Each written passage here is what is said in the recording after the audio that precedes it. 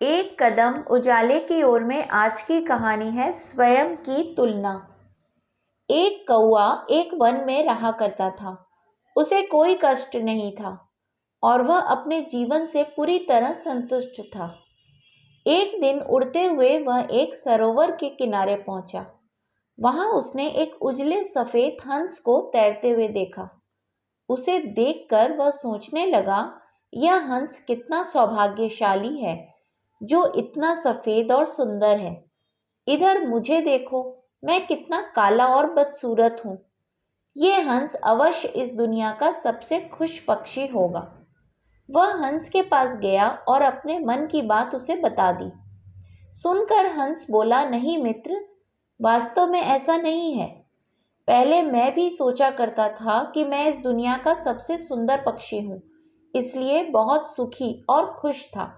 लेकिन एक दिन मैंने तोते को देखा, जिसके पास 2 रंगों की अनोखी छटा थी। उसके पास से मुझे यकीन हुआ कि वही दुनिया का सबसे सुंदर और खुश पक्षी है।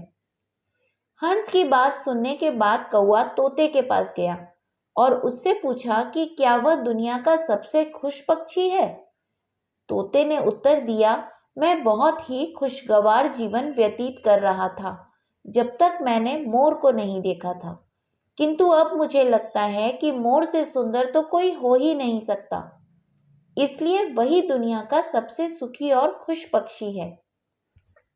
इसके बाद कौआ मोर की खोज में निकला। उड़ते उड़ते वह एक चिड़ियाघर पहुंचा। वहां उसने देखा कि मोर एक पिंजरे में बंद है और उसे देखने के लिए बहुत सारे लोग जमा हैं। सभी मोर की बहुत सराहना कर रहे थे। सबके जाने के बाद कौआ मोर के पास गया और उससे बोला, तुम कितने सौभाग्यशाली हो जो तुम्हारी सुंदरता के कारण हर रोज हजारों लोग तुम्हें देखने आते हैं। मुझे तो लोग अपने पास भी नहीं फटकने देते और देखते ही भगा देते हैं। तुम इस दुनिया के सबसे खुश पक्षी हो ना। कौवे की बात सुनकर मोर उदास हो गया। वह बोला, मित्र, मुझे भी अपनी सुंदरता पर बड़ा गुमान था। मैं सोचा करता था कि मैं इस दुनिया का क्या बल्कि इस पूरे ब्रह्मांड का सबसे सुंदर पक्षी हूँ, इसलिए खुश भी बहुत था। लेकिन मेरी यही सुंदरता मेरी शत्रु बन गई और मैं इस चिड़ियाघर में बंद हूँ। यहाँ आने के बाद इस पूरे चिड़ियाघर का अच्छी तरह मुआयना करने के बाद मैं इस नतीजे पर पहुंचा हूँ कि कौवा ही एक ऐसा पक्षी है जो यहाँ कैद नहीं है। इसलिए पिछले कुछ दिनों से मैं सोचने लगा हूँ कि काश मैं कौवा होता तो कम से कम आज़ादी से बाहर घूम तो सकता और तब मैं इस दुनिया का सबसे सुखी और खुश पक्षी होता। हम हमेशा दूसरों को देखकर व्यर्थ ही स्वयं की तुलना उनसे करने लगते हैं और दुखी हो जाते हैं। भगवान ने सबको अलग बनाया है और अलग गुण दिए हैं। हम उसका महत्व नहीं समझते और दुख के चक्र में फंस जाते हैं।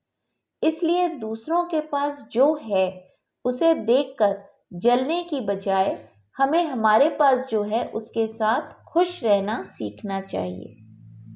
इस कहानी का संदेश मेरे दृष्टिकोण से, सुख और दुख बाहर ढूंढने से नहीं मिलते, वह तो हमारे अंदर के विचार हैं जो हमें सुखी अथवा दुखी करते हैं। हरि ओम।